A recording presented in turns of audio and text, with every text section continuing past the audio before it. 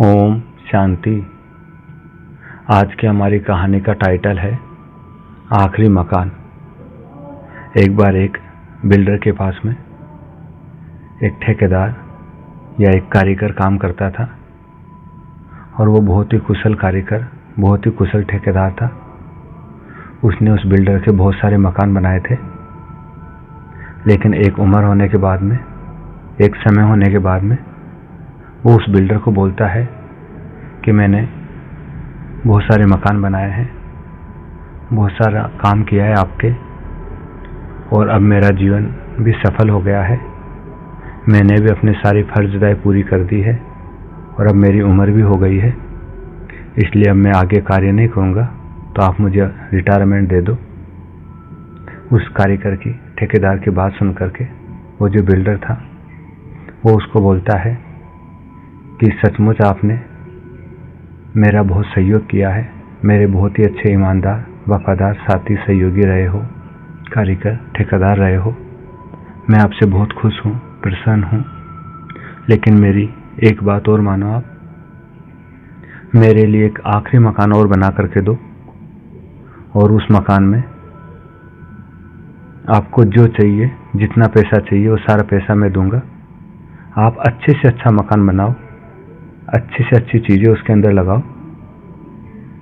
तो कारीगर, वो ठेकेदार पहले तो मना करता है कि अब मुझे कुछ भी नहीं करना है, मेरा ये फैसला हो गया है कि मैं अब बिल्कुल भी काम नहीं करूँगा।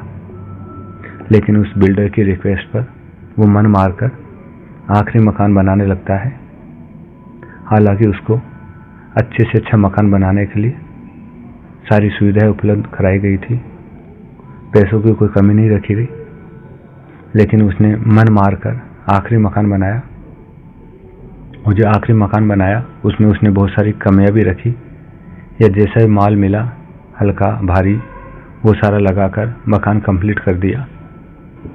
और वास्तव में वो उसका बनाया हुआ सबसे कमज़ोर मकान था, क्योंकि उसने बिना मन से, बिना खुशी से बनाया था। लेकिन जब मकान कंप्लीट हुआ तो उसने बिल्डर को कहा कि मकान कंप्लीट है, अब आप मुझे रिटायरमेंट दो। तो बिल्डर आया, उसने देखा मकान बन के तैयार है, तो उसने मकान की चाबियाँ उसी कारीगर को, उसी ठेकेदार को संभलाते हुए बोली कि ये मकान आपको मैं गिफ्ट देता हूँ।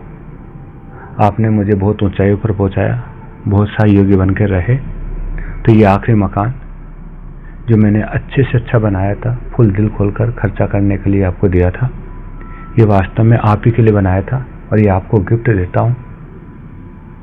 इतनी बात सुनकर ही वो कारीगर अंदर ही अंदर बहुत पश्चाताप करने लगा कि आज तक मैंने बहुत अच्छे से अच्छे कार्य किया, लेकिन ये जो आखिरी कार्य था ये मैंने मन मार के किया या लापरवाही से किया, और ये मुझे गिफ्ट के रूप में मिल गया।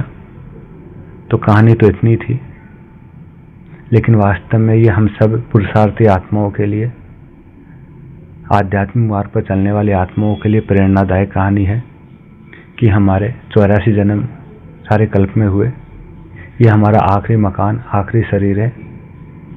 हमने बाकी जन्मों में जैसा भी पाठ बजाया, अच्छे से अच्छा पाठ बजाया, लेकिन लास्ट के इस तमो प्रधान वायुमंडल में, विघ्नों के समय, परिस्थितियों के समय, हम अपने संकल्प रूपी मकान को, संकल्पों को अच्छे से अच्छा रखें, अच्छे से अच्छा व्यवहार करें, श्रेष्ठ पुरुषार्थ करें,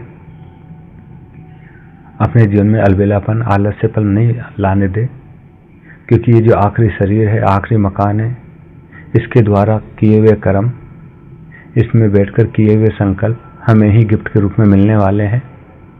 आने वाला जो नया कल्प है, आने वाले 5000 साल का भाग्य हमारा इसी शरीर के अंदर, हम जो विचार कर रहे हैं, हम जो संकल्प कर रहे हैं, हम जो कर्म कर रहे हैं, वह प्रारब्ध के रूप में हमें ही मिलने वाला है। तो आखिरी मकान समझकर